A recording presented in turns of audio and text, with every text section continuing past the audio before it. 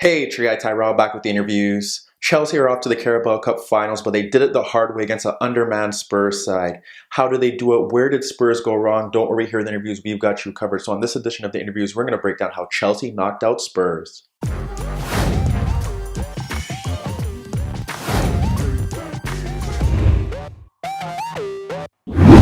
So before we get into today's video, don't forget to give our video a thumbs up if you do enjoy it. The bell below does give you daily notifications regarding our organic, unfiltered soccer/footy analysis. And don't forget to subscribe to our channel. In today's video, we're going to break down the first half, see how Chelsea were able to get the upper hand and build a 2-goal lead going into halftime. Then move to the second half, see what tactical changes Pochettino made and why this game had to go to a penalty shootout. But first, let's get to the starting lineups. We look at Chelsea 4-3-3 as expected. Giroud, Hazard, and Pedro up front. Then Barkley, Jorginho, and Kante in midfield. Spurs missing a few key players, still sticking with a 4-4-2 diamond.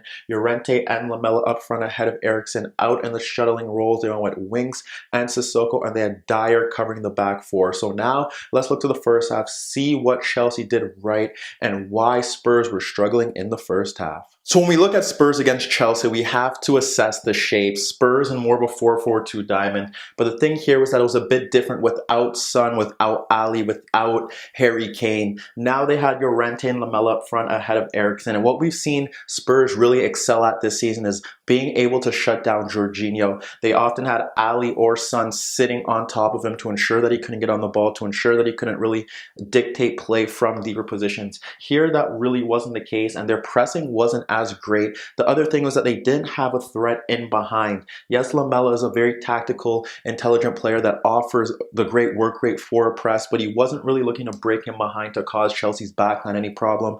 Llorente and Lamela didn't really have any good spells where they did combine well, and Eriksen wasn't able to get as tight to Jorginho as he wanted to, and Jorginho was involved in some of Chelsea's key moves, so that was a big problem. However, when you look at their 4-4-2 diamonds, pretty simple. They want the forwards to sit onto the center backs. They want the player at the tip of the diamond to drop onto Jorginho, and the shuttlers have some demanding roles because they're expected to drift out to close down the fullbacks. The player that's in the deepest role, that was Dyer in this game, is expected to protect anything ahead of the back four, and then it's about competing with Chelsea's midfield, and that's what they wanted to do here. However, one of the key elements to what we've seen from Spurs this season is the fact that they can have their fullbacks get forward, and again, it was Davies pushing forward when he could, and what we saw was that Aurier was able to push forward from right back, and we saw Sissoko drop into this space once again to allow him the ability to push forward, and that was one of Spurs' downfalls because once again, Chelsea were able, like Manchester United did in their Premier League game, Chelsea were able to find space in those wider areas, and even with Sissoko there, with Eden Hazard moving back to a left-sided role, it allowed Hazard to be a key outlet to get the ball and go 1v1 with Sissoko, and that is what they were trying to do there. Spurs' pressing wasn't all that great until they fell behind, and we'll get to that a bit later on. Chelsea, on the other hand, kind of the same thing,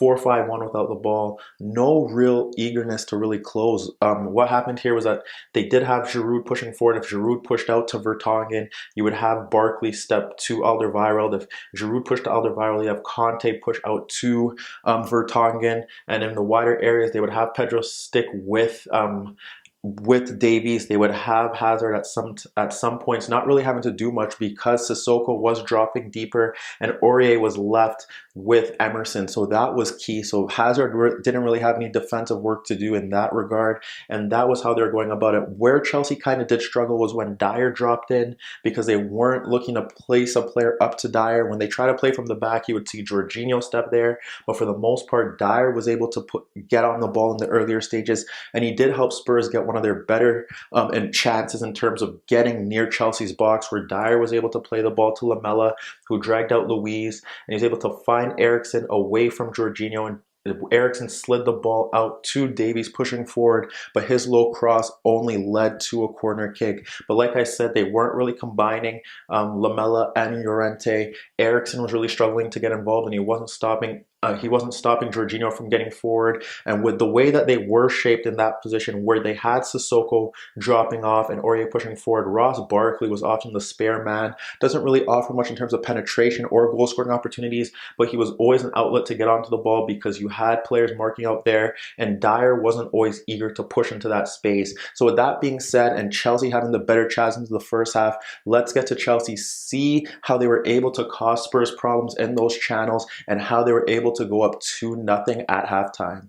So when we look to Chelsea's chances, a lot of it stemmed from quick transitional play. When we look to one of their opening opportunities, what it is that you see Winks play the ball into Eriksen, the pass is loose, and we see Barkley and Dyer go for it. What happens there is that Jorginho is able to pick up the loose ball, and he instantly slides it into the path of Pedro because Davies is high and caught out of position. And Pedro is now able to run at Vertonghen. He's able to cut in, but Alderweireld comes across, and he's able to make the key block. But again, it's Davies getting caught out high, like he was at Manchester United, and Chelsea are able to quickly transition and get the ball into Pedro, and they're able to break forward. They got lucky there, Spurs. Another opportunity, we do see the combination of Sissoko and Aurier when he drops off, and they're able to pull Emerson and Hazard out of position for Sissoko to get the ball back. But Giroud tracks back well, and as he pokes the ball away from his mark, from Sissoko, David Luiz is able to step to the ball, and he's able to instantly slide it out to Eden Hazard,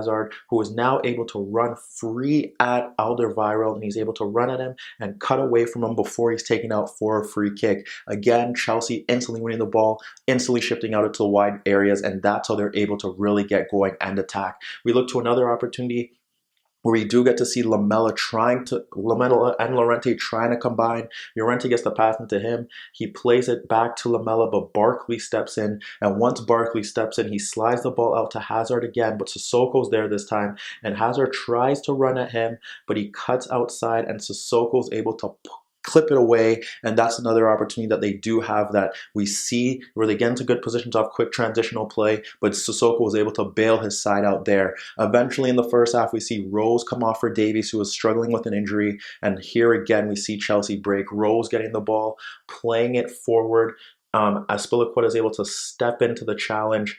Kante now is able to skip past Dyer and slide the ball to Barkley, and Barkley slides it out to Hazard, who's able to run at Sissoko. So he runs at Sissoko, cuts on the outside, and sees Giroud running across Vertonghen, and he plays the cross into the box, but Vertonghen does enough to hold off Giroud to ensure that he's unable to get a good tap in on Gazzaniga. With that being said, Kante had scored from a cleared free kick that was deflected to put Chelsea up 1-0. At this point, we see Spurs with a more aggressive press. They have the forwards now really getting close. They have Eriksen stepping to Jorginho at every opportunity. The shuttlers are closing down in wider areas. They had even Dyer closing more to Barkley when he was a free man, but Chelsea were still able to build on their lead. The way that they do score the goal, we see Barkley getting pressed by Dyer, and he's pressed and then fouled, and Barkley acts quickly, and what he's able to do is that he's able to play a pass into Eden Hazard in between Eriksen and Dyer. Now what we have is Hazard picking up the ball and being able to run at Winks. And when he runs at Winks, he's able to slide the ball out to Pedro. And Pedro now has a 1v1 with Rose, but you have Azpilicueta making the overlap. And you have now Rose being able to, you have Winks having to shift over. With that being said, you have Kante making the run and dragging out the center backs. So he drags out the center backs. You have Giroud holding on to Aurier, but no one is picking up Eden Hazard breaking into the box. So the pullback eventually comes to Hazard, who makes that run into the box, able to side foot his effort past the keeper, and that quickly put Chelsea up 2-0. We saw Spurs make a change. We saw Dyer and Winks swap positions. Dyer moved out to the left to ensure that he could close down and help protect Danny Rose in those positions because they were struggling down the left, but Winks now offered more of a possession-based threat. He's able to evade challenges, help Spurs retain the ball, and help them build moves from the center of the pitch, where Dyer is kind of limited in that fact. When we think about the other chances, again, it's Hazard dispossessing Alderweireld after Giroud pressed him, dribbling on goal at Vertonghen, but then being taken out by Alderweireld at the edge of the box. Could have been a foul, but it wasn't called one. And the final chance that Chelsea had from Emerson clearing across into the box, Barkley, again the spare man, is able to hold off Aurier, is able to slide a ball in between Winks and Eriksen for Pedro, who's breaking forward. Rose is caught high up the pitch. It's a 2v2 with Giroud. Giroud tries to run across the center backs, but Pedro runs into no man's land and ends up squaring it to Kante, but he fires a shot wide. But when you break things down as a whole, Chelsea were finding space with quick transitional play out in the wider areas. Spurs weren't dealing with it because their fullbacks were too high. They were making mistakes with the ball, and the fact was that their midfield shape wasn't really working for them, and this called from a tactical change for Pochettino. So now let's move to the second half, see what tactical change Pochettino made and how Spurs were able to fight back in the game. The decision to move to a back three helped Spurs, and it made logical sense based off the fact that now they were able to have support in the wider areas with Dyer and Vertonghen pushing out. This allowed Rose and it allowed Aurier to attack Emerson and Azpilicueta, and they still had numbers in midfield that were able to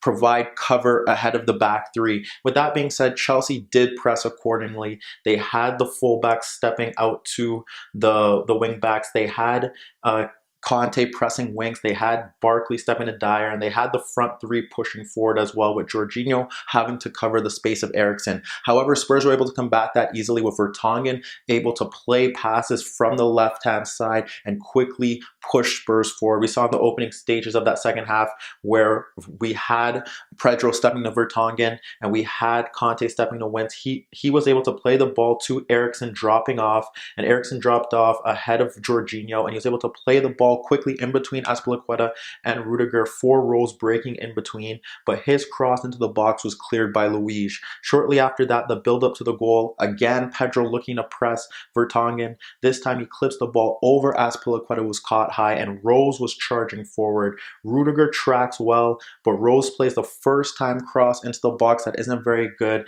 but it falls to Lamela at the edge of the box. Lamela ends up dropping it off to Eriksen, and Eriksen now is eventually closed by Chelsea's midfield three. With that being said, he has no other option but to slide it out to Sissoko, and Sissoko squares it to Winks. With that being said, now Winks is able to split the defense. Azpilicueta's caught narrow. He's able to split a pass into Rose again, who is now closed, but Rose is able to find a perfect cross for Llorente in between Emerson and in between David Luiz, and he's able to nod his effort past Kepa, and just like that, Spurs quickly change the game. They make the tactical change. They get within one goal of winning the tie.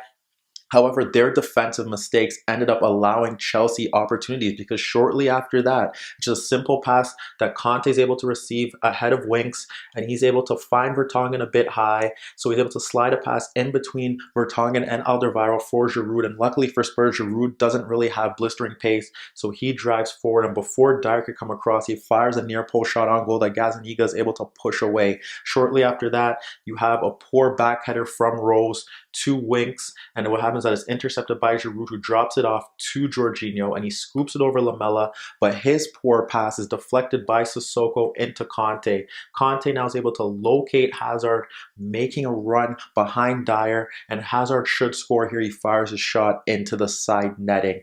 With that being said, you're seeing Chelsea eventually gain control. Shortly after that, ball switched out to Hazard from Rudiger on the left-hand side. You have Emerson making the overlapping run. What does Hazard do? He's able to locate a pass in between Aurier and Dyer for Giroud, making the run between Dyer and Alderweireld, but Alderweireld tracks it well and he blocks his effort. Spurs were now reeling, but they were able to find ways to goal through Gazaniga's ability to play quick punts out into the channels. The first one saw Eriksen drift down to that space, and Emerson was forced to come across. And with that being said, once that punt is being made, Jorginho's the only player back at center back with players recovering, and Eriksen plays a super ball in behind him for Llorente, but he looks to volley it first time and it hits off his shin and goes wide. Eventually we see a change. Lucas Moura comes on for Llorente and makes sense. It offers them a bit more pace ahead, but the only real chance where Lucas looked to threaten the Chelsea backline again stemmed from a Gazaniga punt,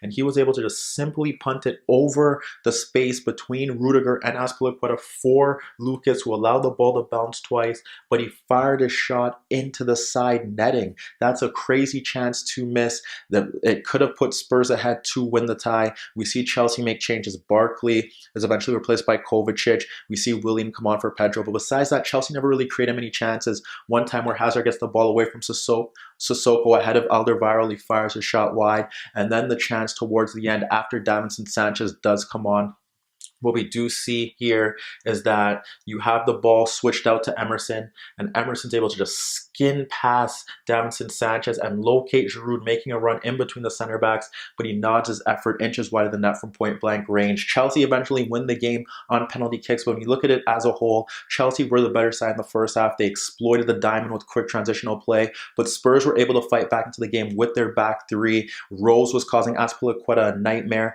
They were able to have coverage out in the wider areas, but their defensive mistakes didn't really help them out, and Eden Hazard was still much more integral to Chelsea's attack here from the left-hand side than from a false nine role, and that was the major difference here. But let me know what you guys think. Does Spurs need to dip into the January transfer window because they look like they're running out of legs? And what about Chelsea? Can they win the Carabao Cup?